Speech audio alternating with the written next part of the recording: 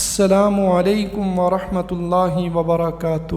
الحمد للہ وحدہ والصلاة والسلام علی من لا نبی بعدہ، اما بعد فاعوذ باللہ من الشیطان الرجیم، بسم اللہ الرحمن الرحیم، وما ارسلناک الا رحمۃ للعالمین، آمنت باللہ صدق اللہ العظیم۔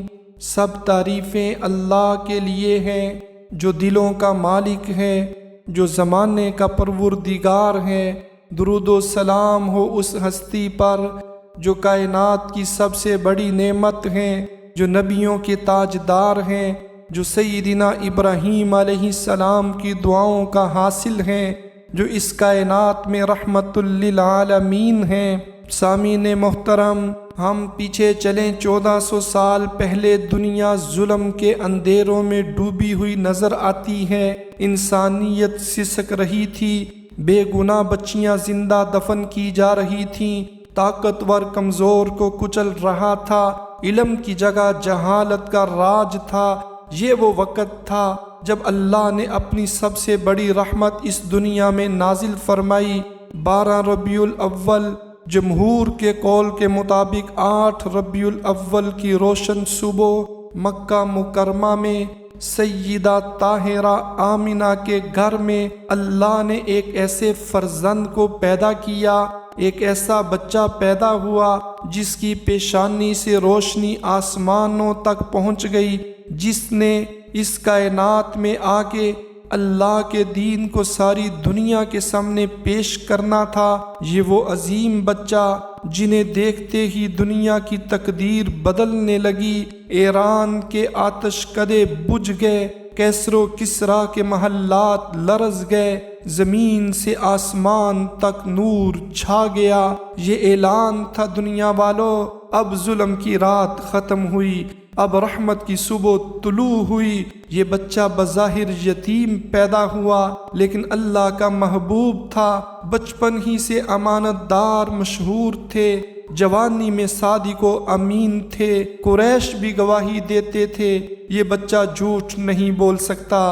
پھر وہ ایک رات آئی جب غار حرا کی خاموش رات میں جبرائیل امین آسمانوں سے نازل ہوئے، آواز دی اقرا پڑھیے۔ پیارے محبوب کہتے ہیں میں پڑھ نہیں سکتا، لیکن پھر حکم ملا پڑھیے۔ پھر اللہ کے حکم سے جب پڑھنا شروع کیا، یہ صرف ایک لفظ نہیں تھا، یہ انقلاب کا آغاز تھا، یہ اندھیروں میں چراغ جلانے کا اعلان تھا، یہ انسانیت کو سیدھا راستہ دکھانے کا پیغام تھا۔ پھر اللہ کے حکم سے اللہ کی امانت کو لے کے نبی محترم اپنی قوم کی طرف تشریف لائے، اپنی قوم کو اللہ کی طرف بلایا، کبھی دن میں، کبھی رات میں، کبھی خوشی میں، کبھی غمی میں، ہر حال میں قوم کو اللہ کی طرف بلایا، اپنی محبتیں قوم پہ نچھاور کی۔ آپ نے دن رات ان کے لیے محنت کی، ایک ایک کے دروازے پہ جا کے آپ نے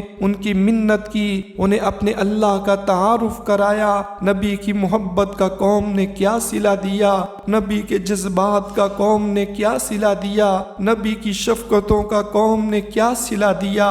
کیا یہی صلہ دیا؟ کسی نے اٹھا کے پتھر پھینک دیے، کسی نے گالیاں بک دی، کسی نے طنز کر دیے، کسی نے مذاق اڑانا شروع کر دیا، کسی نے بائیکاٹ کا فیصلہ کر دیا۔ شب ابی طالب کے وہ 3 سال کا سخت محاصرہ ہمیں یاد ہے، ہمیں وہ فاقے یاد ہیں، وہ بھوک سے بلکتے بچے یاد ہیں، وہ بچوں کی آہیں اور روتی ہوئی آوازیں اور سسکیاں عرب کی فضاؤں میں آج بھی موجود ہیں، لیکن لبوں پر شکوہ نہیں، صرف دعا تھی۔ پھر وہ طائف کی وادی ہمیں نظر آتی ہے، طائف کے میدان میں، طائف کی وادیوں میں، طائف کی گلیوں میں جب اللہ کا پیغام لے کے تشریف لے گئے، جب ان لوگوں کو اللہ کی طرف بلایا، لیکن بدلے میں قوم نے کیا کیا؟ جہاں پتھر برسائے گئے، جہاں جسم مبارک سے خون بہہ نکلا، لیکن ہاتھ آسمان کی طرف اٹھے اور کہنے لگے پروردگار میری قوم کو معاف کر دے، یہ نہیں جانتے، میری قوم کو معاف کر دے، یہ نہیں جانتے۔ سامعین محترم، اگر ہم ان قربانیوں کو یاد کریں تو ہمارے دل لرزنے لگتے ہیں۔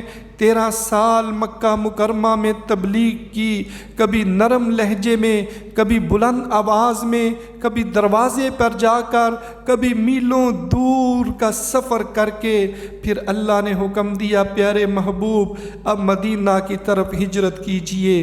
ہجرت کا کیا عظیم سفر تھا، کیا مشقتیں تھیں، کیا اللہ کی طرف سے ایک امتحان تھا۔ رات کی تاریکی میں 100 پہرے داروں، 100 دشمنوں کی ننگی تلواروں کے بیچ میں سے گزر کے سوئے غار ثور تشریف لے گئے۔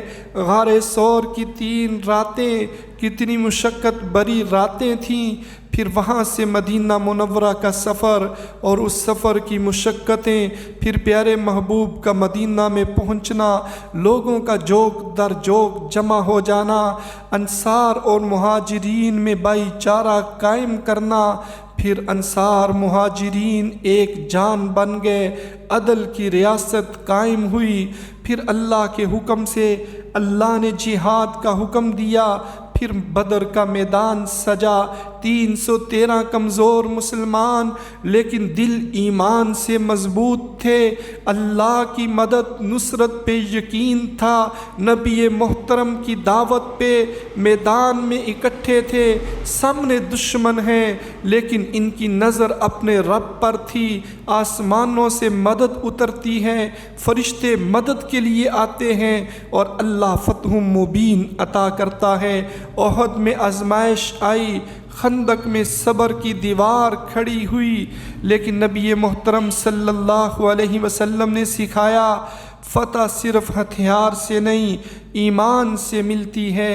عزیز دوستو، 8 سال کے بعد وہی شہر جہاں سے نکالا گیا تھا، نبی 10,000 کا لشکر لے کر واپس آئے، لیکن کیسا منظر تھا، سرداروں کا لشکر نبی محترم کے سامنے سر جھکا کے کھڑا ہے، ان کے چہروں پہ خاک ہے۔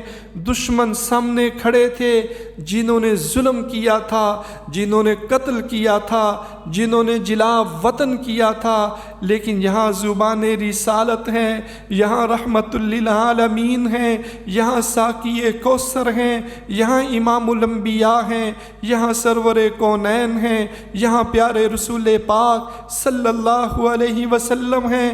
زبان سے یہ الفاظ نکلتے ہیں، آج تم پر کوئی الزام نہیں، جاؤ تم سب کے سب آزاد ہو۔ یہ حقیقی فتح تھی، یہ اسلام کی اصل شان تھی، یہ رحمت معافی، یہ انسانیت کی اعلیٰ معراج تھی۔ آج دنیا والے کیا سمجھتے ہیں کہ ہمارے پیارے نبی پاک صلی اللہ علیہ وسلم نے دنیا میں کتنا امن قائم کیا، اسلام دین رحمت ہے۔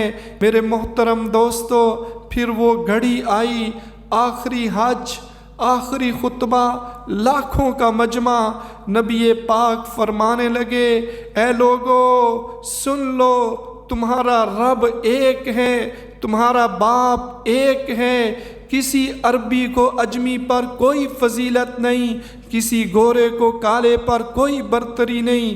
یاد رکھنا، فضیلت صرف تقوی سے حاصل ہوگی۔ پھر آپ نے فرمایا، لوگو کیا میں نے تم تک اللہ کا پیغام پہنچا دیا؟ سب نے کہا جی ہاں یا رسول اللہ، آپ نے اللہ کا پیغام پہنچا دیا ہے۔ رحمت دو عالم آسمان کی طرف انگلی اٹھا کے کہتے ہیں، اللہم اشہد، اللہم اشہد، اللہم اشہد۔ اے اللہ، تو اس بات پہ گواہ رہنا، میں نے تیرا پیغام تیرے بندوں تک پہنچا دیا۔ عزیز دوستو، عزیز سامعین محترم، یہ ہمارے نبی پاک تھے، یہ اسلام کا منشور تھا، انسانیت کا سب سے بڑا پیغام تھا۔ پھر وہ وقت آیا کہ مدینہ منورہ کی فضاؤں میں سکوت چھا گیا، ہر طرف ہر زبان پہ یہ لفظ آنے لگے کہ نبی محترم کی طبیعت ٹھیک نہیں، آپ بیمار ہیں۔ مسجد نبوی میں حاضری کم ہونا شروع ہو گئی، مسجد نبوی میں امام مقرر کر دیا گیا، اور پھر وہ وقت آیا جب مسجد میں آخری بار تشریف لائے، چہرہ مبارک چمک رہا تھا، پھر گھر واپس آئے۔ سیدہ ام المومنین عائشہ صدیقہ رضی اللہ تعالی عنہا کی گود میں آپ نے سر رکھا اور زبان پر آخری کلمات تھے، اللہم بالرفیق الاعلی، اللہم بالرفیق الاعلی، اللہم بالرفیق الاعلی۔ اور پھر پیارے نبی پاک اس دنیا کی ساری آزمائشوں سے نکل کر رحمت للعالمین رب العالمین کی طرف چلے گئے۔ دنیا اندھیروں میں ڈوب گئی، آسمان بھی بڑا رویا، زمین بھی بڑی روئی، مدینہ بھی رویا، آج تک امت روتی آ رہی ہے۔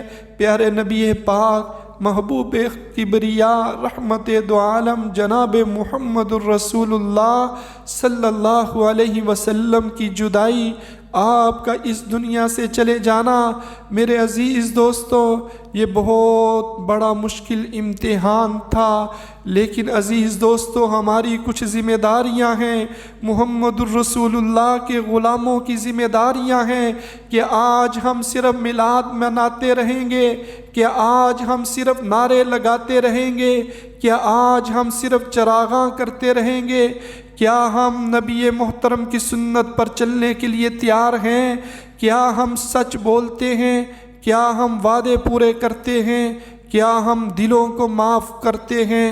یاد رکھیے محبت زبانی نہیں، محبت عملی چیز ہوتی ہے۔ نبی پاک نے فرمایا جس نے میری سنت زندہ کی اس نے مجھ سے محبت کی، اور جو مجھ سے محبت کرے گا وہ جنت میں میرے ساتھ ہوگا۔ تو آؤ اپنی زندگی کو سیرت کے رنگ میں رنگ دیں، گھر کو سنت سے آباد کریں، دل کو قرآن سے روشن کریں۔ دعا ہے اللہ، اے پروردگار، اے مالک کل، اے کائنات کے خالق و مالک، ہمیں اپنے نبی کی سچی محبت نصیب فرما، ہمیں ان کی سنتوں پہ چلنے کی توفیق نصیب فرما، ہماری آنکھوں کو اشک بار، ہمارے دلوں کو نرم فرما۔ اے پروردگار ہمیں دنیا آخرت میں نبی کا ساتھ نصیب فرما، ان کی شفاعت نصیب فرما، ان کے ہاتھوں جام کوثر نصیب فرما، ان کے قدموں میں پروردگار ہمیں جگہ نصیب فرما۔ یا اللہ جنت الفردوس میں اپنے پیارے محبوب کا ساتھ نصیب فرما۔ ان دعاؤں کے ساتھ آج کی ہم اس نشست کو ختم کرتے ہیں۔ اللہ مجھے بھی، اللہ آپ کو بھی کل قیامت کے دن پیارے محبوب کا ساتھ نصیب فرمائے، پیارے رسول پاک کی شفاعت نصیب فرمائے، حضور سرور کونین کے قدموں میں ہمیں جگہ نصیب فرمائے۔ وآخر دعوانا ان الحمد للہ رب العالمین۔